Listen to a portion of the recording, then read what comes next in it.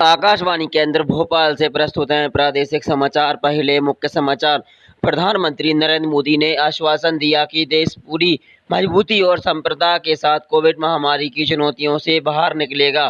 प्रधानमंत्री ने देश में 9 करोड़ 50 लाख से अधिक किसानों के लिए पीएम किसान सम्मान निधि योजना की 8वीं किस्त जारी की।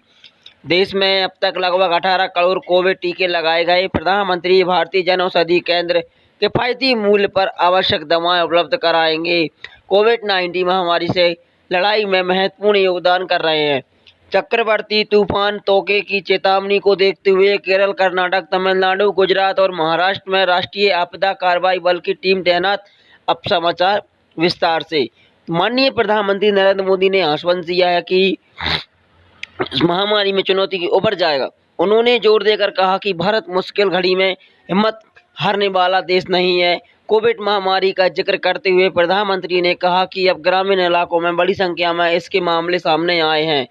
इन्होंने ग्राम पंचायत से आग्रह किया है कि वे अपने अपने इलाकों में सुनिश्चित साफ सफाई रखने के लिए लोगों को जागरूक करें।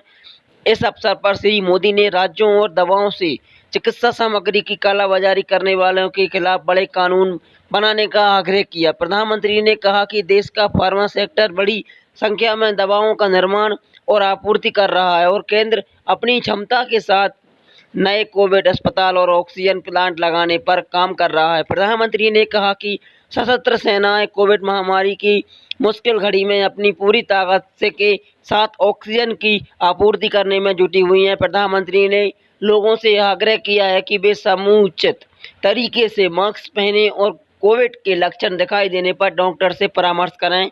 कोविड के साथ लड़ाई में सरकार के संकल्प को दोहराते हुए प्रधानमंत्री ने कहा कि वे महामारी जान गंवाने वाले प्रत्येक नागरिक के परिजनों के दुख दर्द को समझते हैं। देश में चल रहे सबसे बड़े टीकाकरण अभियान के बारे में बोलते हुए श्री मोदी ने प्रत्येक लोगों से टीके के लिए पंजीकरण कराने और कोरोना से बचने के लिए नियमों का कड़ाई से पालन करने का आग्रह किया। प्रधानमंत्री ने बताया कि देश करीब 18 करोड़ टीके लगाए जा चुके हैं। प्रधानमंत्री ने देश के 9 करोड़ किसान सम्मान निधि के तहत देश में 9.5 करोड़ से अधिक किसानों के आर्थिक लाभ की 8वीं किस्त जारी की। प्रधानमंत्री किसान सम्मान निधि योजना के तहत देश में 9.5 करोड़ से अधिक किसानों को आर्थिक लाभ की 8वीं किस्त जारी करने के बाद एक वर्चुअल कार्यक्रम में श्री मोदी ने कहा कि किसानों ने कोविड के दौरान परीक्षा घड़ी में देश के प्रति दृढ़ सेवा भाव दिखाया।